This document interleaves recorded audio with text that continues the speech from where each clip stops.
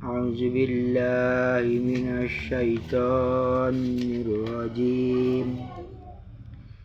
Bismillahirrahmanirrahim. Alhamdulillah, kita lanjutkan dengan amalan berikutnya, taklim rumah. Allahumma sholli ala sayyidina Muhammad wa ala ali sayyidina Muhammad. Assalamualaikum warahmatullahi wabarakatuh.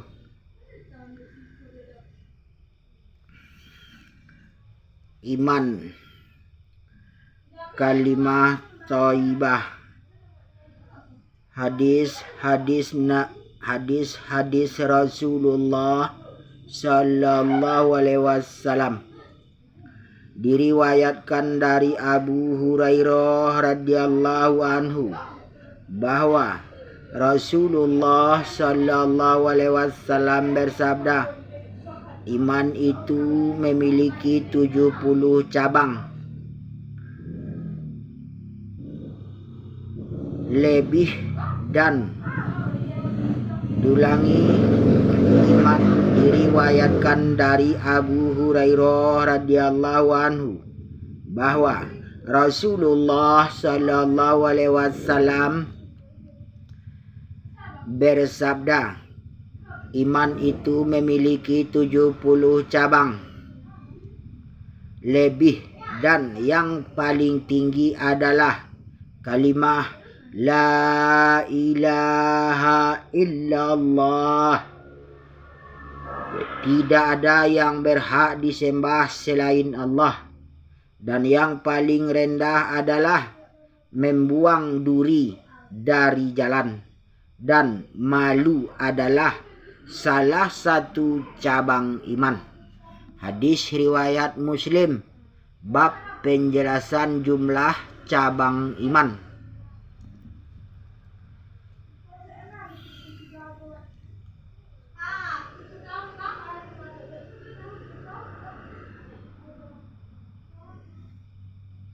Segala yang membahayakan, misalnya duri, paku, pecahan kaca dan lain-lain, yang berada di jalan yang biasa dilalui manusia, yang demikian itu hendaknya disingkirkan. Hakikat malu menurut para ulama adalah tabiat yang mendorong manusia untuk meninggalkan sesuatu yang buruk atau rendah dan mencegah orang untuk menyia-nyiakan hak orang lain yang seharusnya ia tunaikan. Riyadus Shalihin diriwayatkan dari Abu Bakar radhiyallahu anhu bahwa Rasulullah sallallahu alaihi wasallam bersabda, barang siapa menerima dariku satu kalimat yang pernah aku sampaikan kepada pamanku Abu Thalib pada saat menjelang ajalnya, yang ia menolaknya, maka kalimah itu akan menjadi sebab keselamatan baginya. Diriwayatkan dari Abu Hurairah radhiyallahu anhu bahwa Rasulullah sallallahu alaihi wasallam bersabda, perbaharuilah iman kalian. Beliau ditanya, ya Rasulullah, bagaimana kami memperbaharui iman kami? Beliau bersabda, perbanyaklah mengucapkan La ilaha illallah. Hadis riwayat Ahmad dan Tabrani. Diriwayatkan dari Jabir bin Abdullah radhiyallahu anhu bahwa ia mendengar Rasulullah sallallahu alaihi wasallam bersabda, zikir yang terbaik adalah La ilaha illallah. Dan doa yang terbaik adalah Alhamdulillah. Hadis riwayat Tirmizi.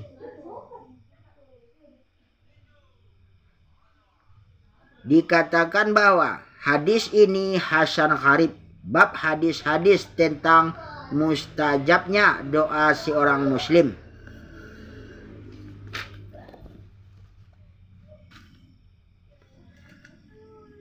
Diriwayatkan dari Abu Hurairah radhiyallahu anhu bahwa Rasulullah sallallahu alaihi wasallam bersabda, tidaklah seorang hamba yang mengucapkan la ilaha illallah dengan ikhlas, melainkan untuknya dibukakan pintu-pintu langit sehingga kalimah itu sampai ke arsy ilahi selama ia meninggalkan dosa-dosa besar.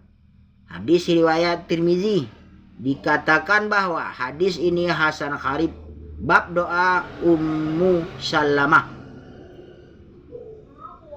Mengucapkan dengan ikhlas maksudnya adalah bebas dari pura-pura atau nifak, menghindari dosa-dosa besar, dapat memastikan diterimanya ucapan itu dengan cepat. Tetapi jika kalimah itu diucapkan tanpa menjauhi dosa-dosa besar, maka tidak akan bermanfaat dan tidak berpahala.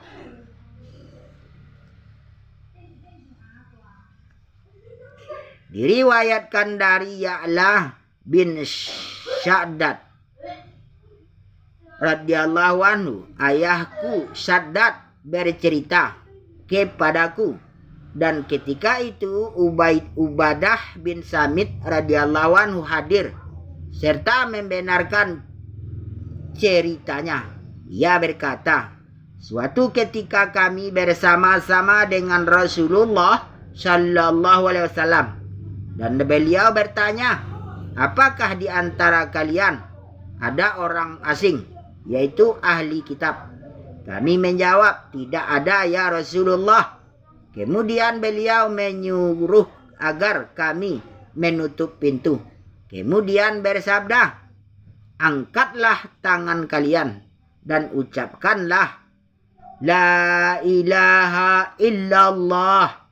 Maka kami pun mengangkat tangan beberapa saat sambil mengucapkan kalimah itu. Kemudian Rasulullah sallallahu alaihi wasallam menurunkan tangannya dan bersabda, Alhamdulillah, ya Allah, sesungguhnya engkau telah mengutusku dengan kalimah ini dan telah memerintahkanku untuk mendakwahkannya, dan engkau telah menjanjikan kepadaku jannah bagi siapa yang mengucapkannya, dan sesungguhnya engkau tidak pernah mengingkari janji. Kemudian beliau berkata, bergembiralah kalian karena sesungguhnya Allah telah mengampuni kalian. Hadis riwayat Ahmad, Tabrani, Al-Bazzar dan para perawinya, dapat dipercaya. Majma'uz Zawaid. Diriwayatkan dari Abu Dzar radhiyallahu anhu bahwa Rasulullah sallallahu alaihi wasallam bersabda, tidaklah seorang hamba Allah yang mengucapkan la ilaha illallah kemudian wafat dengan kalimah itu, melainkan ia pasti memasuki jannah. Saya bertanya, walaupun ia berzina dan mencuri? Beliau sallallahu alaihi wasallam menjawab, walaupun ia berzina dan mencuri. Saya bertanya lagi, walaupun ia berzina dan mencuri? Beliau menegaskan, walaupun ia berzina dan mencuri. Walaupun Abu Dzar tidak suka. Hadis riwayat Bukhari, bab pakaian putih. Hadis nomor 5827.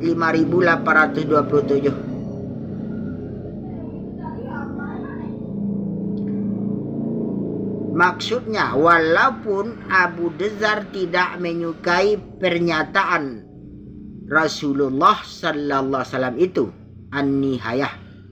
Hadis ini menjelaskan bahwa meskipun seseorang itu melakukan perbuatan maksiat selain syirik, maka kalimah ini akan menyelamatkannya dari neraka jahanam dan memastikan ia memasuki jannah dengan kehendak Allah, asalkan mengucapkannya dengan penuh keyakinan dan wafat dalam keadaan itu.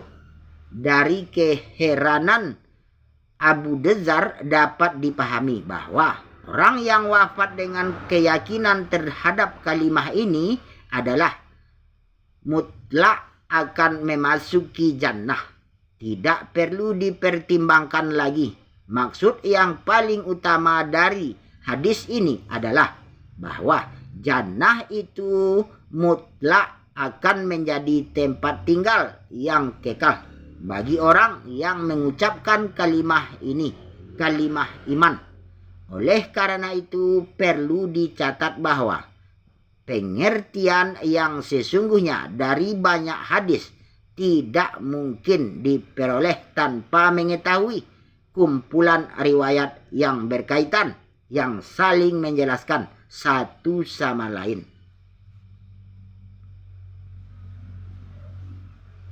Ma'ariful hadis.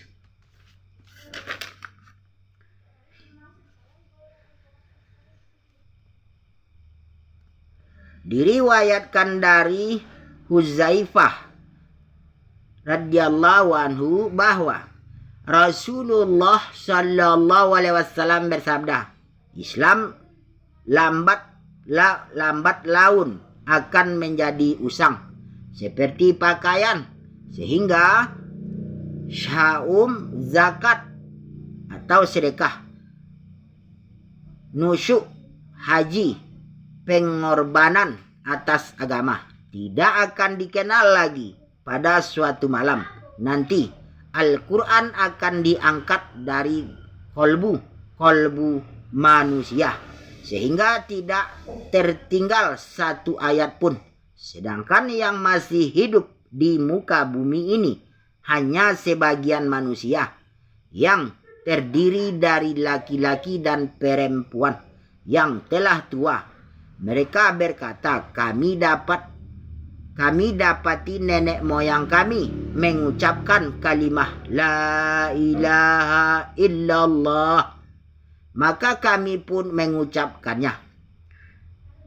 Shilah bin Zufar berkata kepada Huzaifah radhiyallahu anhu, bagaimana ucapan la ilaha illallah itu akan bermanfaat bagi mereka, sedangkan mereka tidak mengenal saum, zakat, dan nusyuk.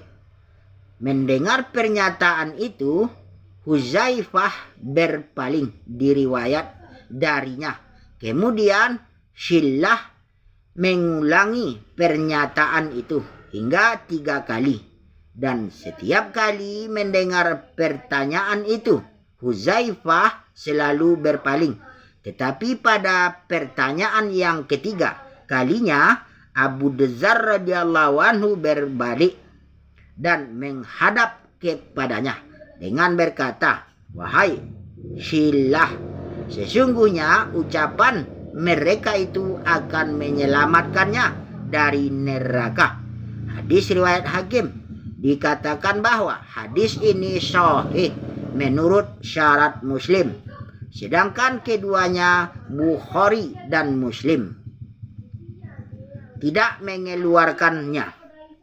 Diriwayatkan dari Abu Hurairah radhiyallahu anhu bahwa Rasulullah sallallahu alaihi wasallam bersabda, barang siapa mengucapkan la ilaha illallah, maka suatu hari nanti kalimah itu akan memberi manfaat kepadanya, menjadi asbab keselamatannya.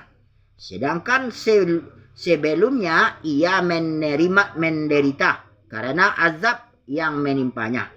Hadis riwayat Al-Bazzar, Tabrani, dan para perawinya sahih. At-Targhib. Alhamdulillah, demikianlah beberapa hadis yang telah kita baca tentang kalimah thayyibah. Dan yang mana kita baca, kita dengar, kita niat, amal, dan sampaikan. Insyaallah. Demi kesempurnaan majelis kita tutup dengan doa kifarah majelis. Subhanallah wa bihamdihi, subhanakallahumma bihamdika, asyhadu an la ilaha illa anta, astaghfiruka wa atubu ilaik. Allahumma sholli ala sayyidina Muhammad wa ala ali sayyidina Muhammad. Alhamdulillahirabbil alamin. Assalamualaikum warahmatullahi wabarakatuh. La ilaha illallah Muhammadur